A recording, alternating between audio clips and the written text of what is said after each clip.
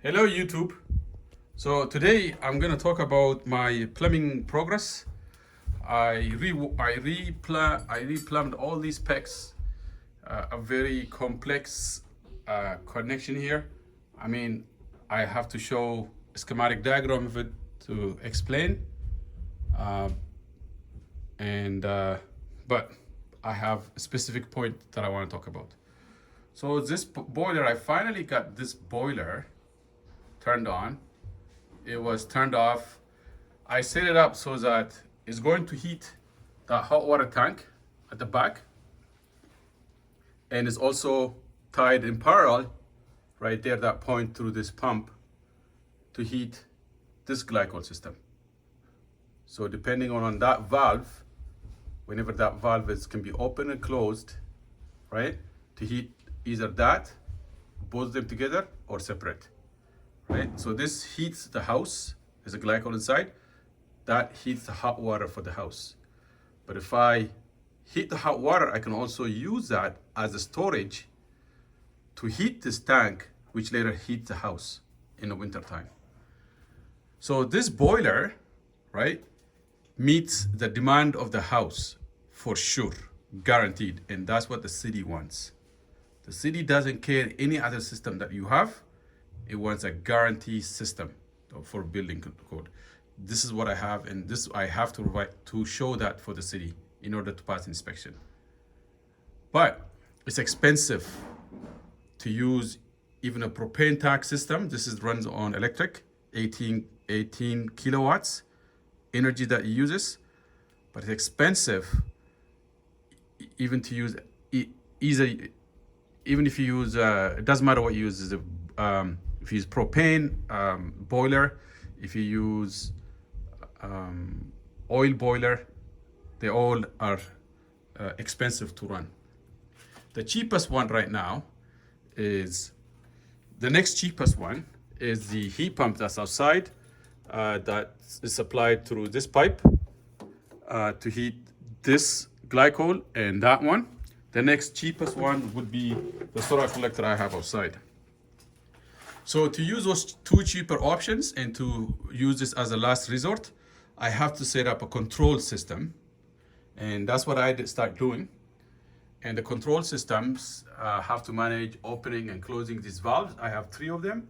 That's one valve to control the flow to that. And is another 3-way valve to control the flow to the glycol system outside, and between the glycol system and the heat pump outside. And I also have an overflow valve when that tank, in case that tank's overheated by the glycol system, the glycol thermal glycol system that's heated by the sun. If there's overflow from that, that's also going to be turned on off. So basically I need a microcontroller. So I'm building a microcontroller. So the microcontroller turns switch on or off. And it does it through supplying power to all these things I want to control, right? Either through dry contact or by supplying a specific power. And in this case, I'm providing 120 to it. So there's a bunch of wires that come to a neutral point and a separate supply line. So I needed something to join them neutral as a coming as 2-wire and supply to the supply. So this is called a DIN system. So in order to clarify this, I need to have a drawing to show it exactly what I'm doing. So I needed a DIN system. I put that rail DIN. This is called I got an internet. So this is all a parallel connection that goes to all various valves and pumps. So it's a pump to pump the solar collector from outside. And then the 3-way valve, I got a valve to control. They all run at 120 volt. And there's another pump also that's driven by the boiler here. I had that pump from the beginning. Now, I wired them professionally. I make sure I use this heat shrink with solder inside. It's a new way of wiring it, joining 2 wires. It works amazingly great. I use that. And so I'm ready to run cables from here to a control box that has the microcontroller, and I'll show you in a second upstairs. So I had to test this microcontroller. On top of this, I have to run a sensor, temperature sensors, to measure the temperature readings on that tank, and then the temperature reading outside, and the temperature reading of the collector, the heat collector that I have. And if you watch my other videos, you can see my heat collectors. I mean, when my YouTube channel grows, I am going to upload all the work, all the intelligent work that I've done onto my YouTube channel, so that there's some values. As long as my YouTube channel is not growing, I am not sharing all the knowledge in detail, except that to share information that things can be done differently in what we have. And I think someone said this is a complicated system, it's too much. It's not. It's not a complicated system if you know what you're doing. On top, it's not expensive. I can and argue and prove my point if my YouTube channel grows to a point that it will have some value to me for spending all this time. Even just make a simple video, it's very, very time consuming. I'm mainly doing this to collect, for my own history basically. So these are the sensors that I use.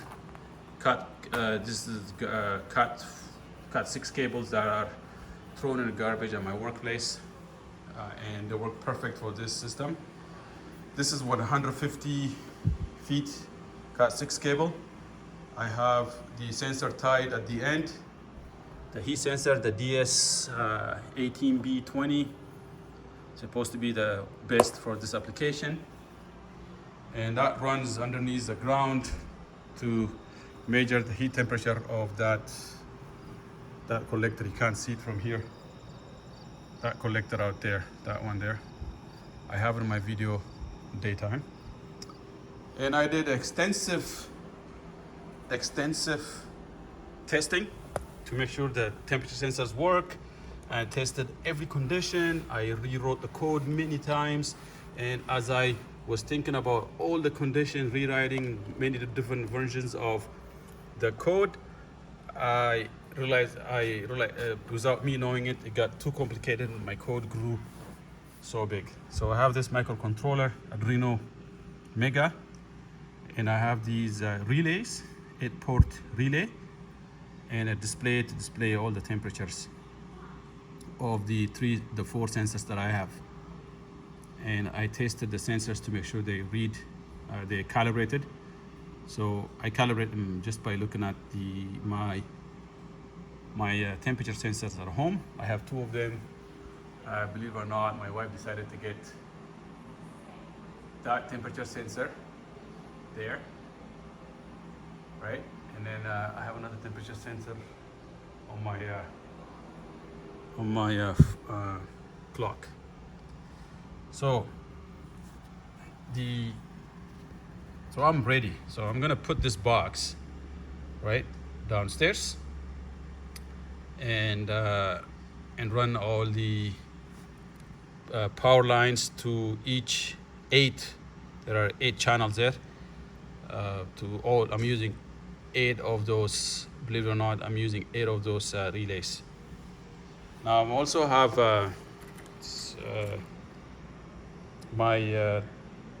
for longest time I was working on a telephone system, and this is what we use called 5A strip, DIX strip. We use this on the telephone system when we want to join analog phones together, and I implement this idea to my sensors and it works great. So I got the 5 volts, the ground tied together in parallel, and then the different data line for these DS18B. The different data lines are connected 1-to-1, and they're all 4 pair wires end up going in here to the Arduino Uno, and the digital outputs are configured that way. I mean, I can explain this in detail. Like I said, my YouTube channel has some meaningful oh, why is my, so I'm gonna show you my code, how complicated it got. It was a simple few line code.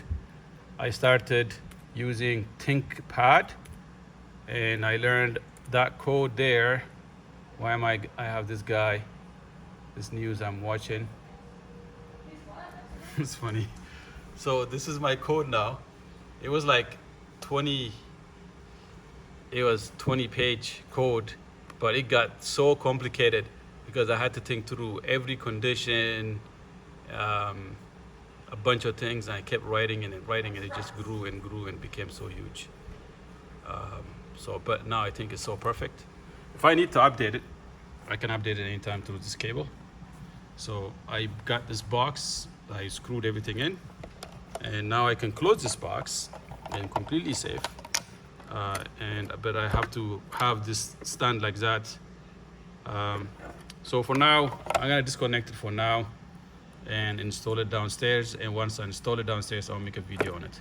So let's see. So this is what happens. So this goes in there, and I can close this up, take it downstairs, install it, and is ready to be operational, basically. So anyways, I'll do it later, but it's ready to be operational. I just I'll carry it down like this and ready to be operational.